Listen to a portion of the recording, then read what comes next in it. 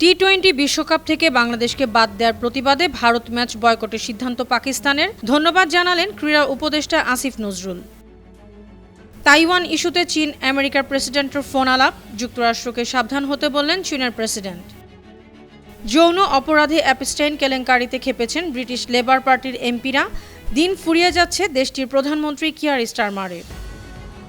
মাটির নিচে শক্তিশালী মিসাইল ঘাঁটি উন্মোচন করল ইরান, উত্তেজনা নিরসনে ওমানে বৈঠক করবেন ইরান ও যুক্তরাষ্ট্রের প্রতিনিধিরা।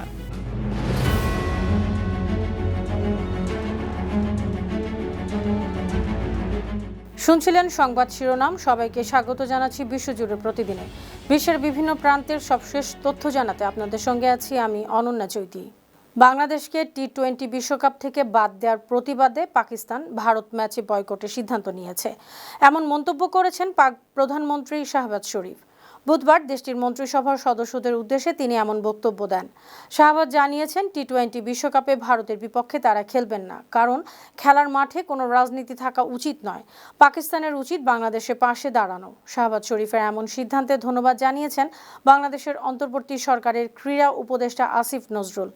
উল্লেখ্য, আন্তর্জাতিক ক্রিকেট কাউন্সিল বাংলাদেশের নিরাপত্তা শঙ্কা আমলে না নিয়েই বাংলাদেশ দলকে টি-20 বিশ্বকাপ থেকে বাদ দিয়েছে। তাইওয়ান চীন যুক্তরাষ্ট্র সম্পর্কের ক্ষেত্রে সবচেয়ে গুরুত্বপূর্ণ ইস্যু। মার্কিন প্রেসিডেন্ট ডোনাল্ড ট্রাম্পকে ফোন করে এমনই বার্তা দিয়েছেন চীনের প্রেসিডেন্ট শি জিনপিং। তাইওয়ানে অস্ত্র সরবরাহ করার ক্ষেত্রে ট্রাম্পকে সাবধান হতে বলেছেন শি। ডিসেম্বরে তাইওয়ানে অত্যাধুনিক রকেট লঞ্চার, স্বচালিত কামান ও নানান ক্ষেপণাস্ত্র সহ $1100 কোটি আমেরিকান অস্ত্র বিক্রির ঘোষণা প্রসঙ্গে শি এমন বার্তা দেন। শিয়ের সঙ্গে দীর্ঘ ও বিস্তৃত আলাপ হয়েছে জানিয়ে মার্কিন প্রেসিডেন্ট ডোনাল্ড ট্রাম্প বলেছেন, আগামী এপ্রিলে তার চীন সফরে যাওয়ার সম্ভাবনা আছে। জেফ্রি অ্যাপস্টাইনের যৌন পাচার তদন্তে নথি প্রসঙ্গ বাদ দিয়ে আমেরিকা যেন সামনে এগিয়ে যায়। মঙ্গলবার হোয়াইট হাউসে এমনই মন্তব্য করেছেন মার্কিন প্রেসিডেন্ট ডোনাল্ড ট্রাম্প। এ সময় তিনি দাবি করেন, তার সম্পর্কে কিছুই নেই। ট্রাম্পের ভাষ্য, 2000 সালের শুরুর দিকে অ্যাপস্টাইনের সঙ্গে তার সম্পর্কের অবনতি ঘটে। অন্যদিকে বিবিসির প্রতিবেদনে জানানো হয়েছে, অ্যাপস্টাইনের নথিতে 6000-এরও বেশিবার ট্রাম্পের নাম এসেছে। নিউ ইয়র্ক সিটি ও ওয়েস্ট পাম বিচের বাসিন্দা এ দুজনের মধ্যে 90-এর দশকের বেশিরভাগ সময় বেশ বন্ধুত্বপূর্ণ সম্পর্ক ছিল। কুখ্যাত যৌন অপরাধী জেফ্রি অ্যাপস্টাইনের সঙ্গে বন্ধুত্ব থাকার পরও পিটার ম্যান্ডেলসনকে যুক্তরাষ্ট্রের দূত হিসেবে নিয়োগ দেওয়ায় ব্রিটিশ লেবার পার্টির এমপিরা খেপেছেন। এই ক্ষোভের কারণে প্রধানমন্ত্রী হিসেবে কিয়ার স্টারমারের দিন ফুরিয়ে যাচ্ছে। ম্যান্ডেলসন যুক্তরাষ্ট্রে ব্রিটিশ রাষ্ট্রদূত ছিলেন গত বছর পর্যন্ত। জেফ্রি অ্যাপস্টাইনের সঙ্গে ঘনিষ্ঠতার খবর জানাজানি হলে তাকে দায়িত্ব থেকে বরখাস্ত করা হয়। সমালোচনার মুখে সম্প্রতি লেবার পার্টির দলীয় সদস্য পদও ছেড়েছেন ম্যান্ডেলসন। তারপরও লেবার এমপিরা জানিয়েছেন, ম্যান্ডেলসনের বিরুদ্ধে তদন্তের নথি প্রকাশ হলে স্টারমারের নেতৃত্ব টিকে থাকা কঠিন হবে। অস্ট্রেলিয়ার পররাষ্ট্রমন্ত্রী পেনি অং বলেছেন, বন্ডাই হামলার শিকারদের প্রতি শ্রদ্ধা জানাতে এবং অস্ট্রেলিয়ার ইহুদি সম্প্রদায়ের পাশে দাঁড়াতে ইসরায়েলি প্রেসিডেন্ট হার্জগকে আমন্ত্রণ জানানো হয়েছে। অস্ট্রেলিয়া গেলে হার্জগকে গ্রেপ্তারের দাবি প্রসঙ্গেই তিনি এমন মন্তব্য করেন। আগামী সোমবার 4 দিনের সফরে হার্জগ অস্ট্রেলিয়া যাবেন। ফিলিস্তিনি ভূখণ্ডে মানবাধিকার লঙ্ঘনের অভিযোগ তদন্তে গঠিত জাতিসংঘ কমিশনের সদস্য ও মানবাধিকার আইনজীবী ক্রিস সিদৌতি বলেছিলেন, হার্জগ অস্ট্রেলিয়া গেলেই তাকে গ্রেপ্তার করা উচিত। কারণ 2025 সালে তদন্ত কমিশনের প্রতিবেদন বলেছে, 2023 সালে হার্জগ ফিলিস্তিনি গণহত্যায় উস্কানি দিয়েছেন।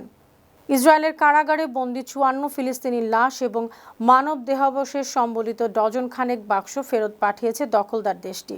বুধবার গাজার স্বাস্থ্য মন্ত্রণালয় জানিয়েছে, রেড ক্রসের যানবাহনে 54টি লাশ ও মানব দেহাবশেষ থাকা 66টি বাক্স গাজার আল শিফা মেডিকেল কমপ্লেক্সে পৌঁছেছে। লাশ পৌঁছানোর সঙ্গে সঙ্গেই চিকিৎসক দল অনুমোদিত চিকিৎসা প্রটোকল অনুসরণ করে ফরেনসিক প্রক্রিয়া শুরু করে। এদিকে যুদ্ধবিরতি থাকা সত্ত্বেও বুধবার ভোরে গাজায় ইসরায়েলি হামলায় নারী ও শিশুসহ 21 জন ফিলিস্তিনি নিহত হয়েছেন, আহত হয়েছেন আরও অনেকেই। যুক্তরাষ্ট্রের সঙ্গে উত্তেজনার মধ্যেই মাটির নিচে নতুন একটি শক্তিশালী মিসাইল ঘাঁটি উন্মোচন করেছে ইরান। বুধবার দেশটির চৌকস বাহিনী ইসলামিক বিপ্লবী গার্ড এই ভূগর্ভস্থ সামরিক স্থাপনার তথ্য প্রকাশ করে। ইরানের সশস্ত্র বাহিনীর প্রধান আব্দুল রহমান মৌসাভি এবং বিপ্লবী গার্ডের অ্যারোস্পেস বিভাগের প্রধান শায়েদ মাজেদ মৌসাভি সশরীরে ওই ঘাঁটি পরিদর্শন করে আনুষ্ঠানিক উদ্বোধন করেন।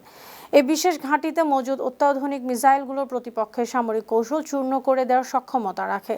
তেহরানের এমন পদক্ষেপ ওয়াশিংটন ও তার মিত্রদের প্রতি একটি কঠোর হুঁশিয়ারি মনে করছেন বিশ্লেষকরা।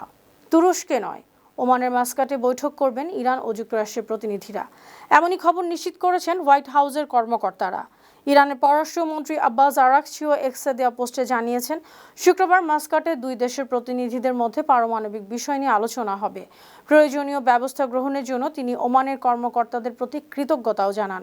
মার্কিন গণমাধ্যম এক্সিওস পরে জানিয়েছে, আলোচনা থেকে যুক্তরাষ্ট্র সরে যাওয়ার মতো পরিস্থিতি হয়েছিল, কারণ আলোচনার স্থান এবং ব্যালিস্টিক মিসাইল কর্মসূচি নিয়ে ইরান দ্বিমত পোষণ করেছিল। ইরানে নারীরা মোটরসাইকেল চালানোর লাইসেন্স পাবেন। ইরানের ভাইস প্রেসিডেন্ট মোহাম্মদ রেজা আরেফ মঙ্গলবার একটি প্রস্তাবে সই করেছেন। দেশটির মন্ত্রিসভা জানুয়ারির শেষ দিকে এটি অনুমোদন দিয়েছে। প্রস্তাব অনুযায়ী ট্রাফিক পুলিশ নারী আবেদনকারীদের ব্যবহারিক প্রশিক্ষণ, পুলিশের সরাসরি তত্ত্বাবধানে পরীক্ষা নেওয়া হবে। নারীদের মোটরসাইকেল ড্রাইভিং লাইসেন্স ইস্যু করবে। আগের আইনে নারীদের মোটরসাইকেল বা স্কুটার চালানো স্পষ্টভাবে নিষিদ্ধ ছিল না, তবে নারীদের লাইসেন্স দেওয়া হতো না। এ কারণে কোনো নারী মোটরসাইকেল চালিয়ে দুর্ঘটনার শিকার হলে আইনি সহায়তা পেত না। ইউক্রেনে মস্কোর প্রায় 4 বছরব্যাপী আগ্রাসনের অবসান বন্ধের লক্ষ্যে যুক্তরাষ্ট্রের মধ্যস্থতায় সংযুক্ত আরব আমিরাতে দ্বিতীয় দিনের আলোচনা হয়েছে।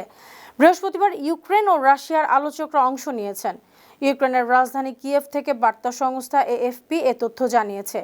ইউক্রেনের প্রধান আলোচক রুস্তেম উমেরভ বলেছেন, তারা গতকালের মতোই একই কাঠামোয় কাজ করছেন। ত্রিপক্ষীয় পরামর্শ, দলগত কাজ ও পরবর্তী সময়ে অবস্থানসমূহের সমন্বয় করে আলোচনা এগিয়ে নেওয়া হচ্ছে। কুখ্যাত যৌন অপরাধী অ্যাপস্টেনের ফাইলে মাইক্রোসফটের সহ প্রতিষ্ঠাতা বিল গেটসের নাম প্রকাশ হওয়ায় ব্যাপক সমালোচনা চলছে। বুধবার অস্ট্রেলিয়ার 9 নিউজকে বিল গেটস জানিয়েছেন, তিনি অ্যাপস্টেনের সঙ্গে কাটানো প্রতিটি মুহূর্তের জন্য অনুতপ্ত এবং ক্ষমা প্রার্থী। উল্লেখ্য, অ্যাপস্টেনের ফাইলে জানা গেছে, মাদক এবং রুশ মেয়েদের সঙ্গে যৌন সম্পর্ক স্থাপনের পরের পরিণতি মোকাবেলায় বিল গেটস অ্যাপস্টেনের সহায়তা নিয়েছিলেন। তবে এসব অভিযোগ মিথ্যা দাবি করেছেন বিল গেটস। পাকিস্তানের দক্ষিণ পশ্চিমাঞ্চলীয় প্রদেশ বেলুচিস্তানে এক সপ্তাহের সামরিক অভিযানে 216 জন সশস্ত্র বিচ্ছিন্নতাবাদী নিহত হয়েছে। বৃহস্পতিবার বিবৃতি দিয়ে খবর জানিয়েছে পাকিস্তান সেনাবাহিনী। গেল শনিবার স্থানীয় সময় ভোর রাত 4টার দিকে প্রাদেশিক রাজধানী কোয়েটা সহ বেলুচিস্তানের আরও 12টি শহরে সমন্বিত হামলা করে জাতিগত বেলুচি বিচ্ছিন্নতাবাদীরা। এসব হামলায় নিরাপত্তা বাহিনী 22 সদস্য ও 36 জন বেসামরিক নিহত হন। এরপর রাদ্দুল ফিতনা 1 নামে অভিযান শুরু করে পাকিস্তান সেনাবাহিনী। ওই অভিযানে মোট 216 জন সশস্ত্র বিদ্রোহী নিহত হয়েছেন।